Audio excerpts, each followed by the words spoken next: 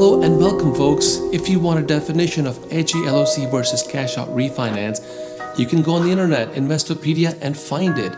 But you're not here for that, are you? You are here for an expert opinion of an investor who can not only tell you what it is, but also show you how to use it and which one is better for you in your situation. So if that's what you're here for, stick around to learn more. Now, for those of you who are new to the channel, I'm your host, AK. I'm an accredited investor and an entrepreneur. I dabble with real estate, equities market, and also e-commerce and many other things. So in this video, I'm going to tell you in layman terms what each of these techniques means. And then we'll talk about how to use them, which one is better. We'll do a comparative analysis of these two techniques, folks. The bottom line is which one makes you more money. MMM. Make more money. That's what everybody wants, folks. So what is home equity line of credit, you might ask, right? Is this the difference between the market value of your house and the amount you owe to the bank? Simple. Simple, right? For example, if your house is worth $500,000 in the market value and your loan is $300,000, you have $200,000 of home equity to which you can get a line of credit. Just like a credit card, folks, you can get a line of credit for that. But wait a minute, you're gonna say, AK, wait a minute, can I pull all of the 200K out? No, you can't. There is a catch, folks. You can only go up to 70 to 80% of your house value. Now let's talk about cash out refinance. Okay, what does that mean? A complex term. In simple words, it's refinancing your entire mortgage with either the same bank or possibly a new bank, right? Because you want to shop around for rates and get the best bang for your buck. And from that, again, the market value of the house versus the equity in the house, you can take some cash out while you're refinancing the house, okay? But it's a true refinance, just like a brand new mortgage for your house. For example, you have the same house, $500,000. Now your loan is $300,000, same term, same everything, right? You refinance the loan up to $350,000. So how much do you get back in your pocket? $50,000, because your loan went from $300,000 to now $350,000. And that is the lump sum amount that the bank is going to put in your bank account. Unlike the HELOC, where they don't give you the entire amount, they give you a line of credit and you pay as you go. So you might ask, AK, why 70%? Why can't I take out the entire 100% of my equity? Of course, it's my money. Well, banks are very smart, folks. They're smarter than you and me. And here's why. Banks keep other factors in mind. Banks want to know, does the market value of the house change over time, right? Let's say if your market value of your house drops from $500,000 to $400,000, well, the bank will lose $100,000. As you know, Feds are raising rates right now. There's a high possibility that the market will go through a correction. The sales are slowing down. So the banks keep all those factors in consideration, folks, before they give you the loan. The bank's goal is to give you a reasonable, conservative amount of money. So which one is better? Everyone wants to know which one is better, right? Well, let's do a comparative analysis, a chart side by side, so you can see which one is actually better and which one suits your situation better. Folks, I don't decide that for you. I'll let you guys decide. I can only give you the finer points, the pros and cons from an investor's perspective. Investors, believe it or not, unlike wholesalers and realtors who are very nice people, investors run the market, folks. Why do I say this? Because investor needs are different, folks. Investors have a lot of needs. I have a lot of needs. I like to play golf, I like to work out, travel, this and that. I'm just kidding. I do have a lot of needs, a lot of toys. We are getting distracted now, aren't we? So let's focus and get this video done, folks. So let's jump into a comparative analysis. Column by column, I have on the left-hand side, HELOC, and the right-hand side, cash out refi. And my questions are as follows. The number one criteria is it tax-free money? Yes, for both. These both techniques are cash-free money. Whether you take out a cash and lump sum from your property or you get a line of credit, HELOC, they're both tax-free money. So how long does it take, the whole process? And this is the important criteria, folks. If you need money right away, you may want to go with HELOC because the process takes much, much less. Folks, it could take a few days to a few weeks. But if you want to refinance the entire house, okay, and get the lump sum amount right away through cash out refinance, as I explained to you, then you'll have to wait a much longer because you're getting a possibly new loan, a brand new loan with a new bank possibly, right? So that will take at least a minimum 45 days to maybe up to 3 months because there's going to be some back and forth. There's going to be some underwriting happening. They will ask you questions. They'll ask for 1099s or W-2s and bank statements and this and that. So a lot goes on, folks, when you are doing a cash out refinance. Please keep that in mind. What is the maximum you can take, right? 70 to 80%. Like I said, most banks go with 70, 75% even. I didn't make the rules, I just follow them. So what are the processing fees for this, right? For HELOC, almost zero processing fees in many cases, zero to maybe a few $100, maybe $1,000. I've never seen more than that for a home equity line of credit. But when you do a cash out refinance, again, you're refinancing the entire house, entire mortgage, getting a whole lump sum amount of $50,000 in this example. So what's going to happen? They're going to charge you. They're going to cost you at least 1% to 3% of closing costs. There's an official closing that happens, folks. House goes through appraisal and all this, mumbo jumbo. Now, which one has a fixed rate? HELOC, it's not a fixed rate, folks. Most likely it's a variable rate that changes over time, okay? It changes over time because market conditions, Feds are raising interest rates right now, as you know and I know. And when the rates change, bank wants to increase your interest rate as well, okay?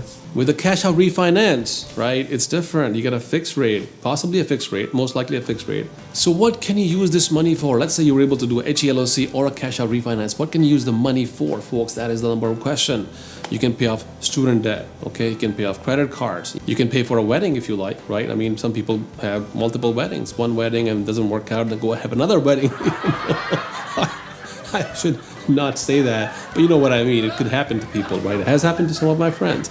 So I'm digressing again, but the point is you can buy furniture, you can buy, whatever. You can go shopping. Yes, you can use HELOC money or cash out refinance money for shopping. You can go do travel. Like I travel a lot myself, not on equity line of credit, but my own money. So you can pretty much buy anything from this money. It is your money. It is your house. It is your equity that you've gained over time, either through appreciation of the property, or you may have been making those payments extra every month, a few $100s extra every month. Remember I talked about in my previous video, if you make a few $100s payment every month towards your principal, if you push that money in there, folks, you can reduce your loan amount and the duration for up to 10 years or more. So please watch that video, okay? Now, which one puts a lien on your property? Lien on a property means that someone else technically owns your house, just like a bank. And in this case, folks, the banks own your house technically, unless it's cash-free house. I have a few properties that are free and clear, cash-free, that I paid cash for. Until you get to that point, the bank owns your property effectively. So they own the title, they own the lien on your house. So they can take the house away from you. It's very dangerous. So if you ever take money out from these properties, I must warn you from an investor perspective, okay? Investors always look at risks, folks. Risk is the number one thing you should look at before you buy a property. Before you start calculating all your profits, how much money I'm going to make. No. Make sure, right? Make sure you also assess the risk, folks. This is a serious topic. I'm not joking. So always keep 6 months of saving anytime you want to get any money out of your equity and increase your bills, because this is an additional bill on your monthly payment, folks.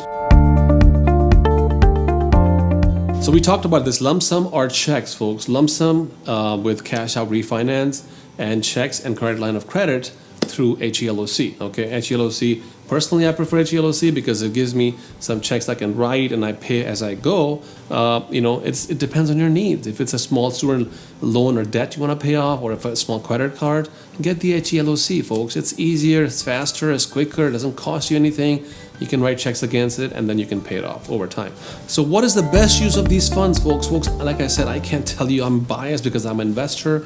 But you tell me, if you have a wedding to do and you want to throw a lavish wedding, invite 400 guests or whatever, you can do that, folks. It's your money. If you want to go shopping to Paris and Champs-Élysées and hang out, or you want to go to London and drop some money and cash on custom suits and what have you, want to do that, you can do that. It is your money. It is tax-free money. Don't let anybody else tell you otherwise. But I personally, where would I spend my money? I would want to go buy another investment. Could be anything, folks. Could be another property or another building or development project. So I like to grow, multiply my money. I get joy out of it by helping people, by creating affordable housing, which I've talked about numerous times in my videos, folks. Okay? So there you have it, folks. My advice to you as an investor is be very wise and cautious. Assess the risk before you invest this money. Before you use this money or take out money from your house, keep in mind this is going to be an extra bill, an extra payment every month until you pay it off, of course. So if you have a good job or you got a promotion, maybe it's time. You may want to finish a basement and increase the equity of the house, right? I'm giving you a trick, okay? This is a knowledge bomb that I'm dropping for you guys so you can understand what I'm talking about. These tricks are very sophisticated. They may sound simple at the surface, folks, but if you look deeper into it, these techniques are very sophisticated, okay? If you want to learn more about these type of techniques, please sub to my channel, show some love for your boy AK. Just to give you an update, folks, I am off to London and Greece next month. A trip is coming up, so I might not be making as many videos, but I will, as much as possible, will post some vlogs as I always do, so you guys can see my life, where I'm going, what I'm doing. Check out my other video about my story of my life, where I talk about, what I went through. I slept in a car for 9 months, for example, But what's important is not where you are now. It's like what you went through. And you may be in that situation. You may be sleeping in a car. You may not have the money or the funds, or not even have the house that I'm talking about that has equity. And that's okay. It's not your time yet. If you keep plowing through, like I was sleeping in my car for 9 months in college, get the education, pay the loans, blah, blah, blah. You will get there. It takes time, folks. So don't give up on your dreams, folks. But I will tell you one more service that we are offering, which I'm very excited to announce. We do have a tax service to help you guys. I know it's not a tax season, but you must listen. What we are offering is to look at the past 2 years of your tax returns, okay, and see if we can get you some money back. Folks, you can file amendments on your tax returns, okay, and you can see if there's any money that you paid, because, IRS is, again, your partner. They're not your enemy, folks. And if you work with the IRS within their rules and you know all the expenses, so you can still pay some taxes, but also keep your money as much as possible. So we do that for you, folks, for free. Now, once we do that and we find out, we can save you some money, then we can work out some sort of a fee and then give you that service at a price, of course. Everything has a price, folks. Nothing is for free. If we're going to give you back thousands of dollars, we want a few $1,000s also for ourselves to keep the service going. Okay, that's how this business works. It's a give and take. Okay, so don't be cheap. But of course, there's benefit. There's mutual interest in both parties in both terms. So please like and subscribe to the channel. Please think about the tax service. A smart person starts thinking about taxes before it happens next year in March or April. You want to start thinking right now. Please hit us up at askakhow@gmail.com. With that, I love you all. Thank you very much. Have a great day. We'll see you in my next video. Bye now.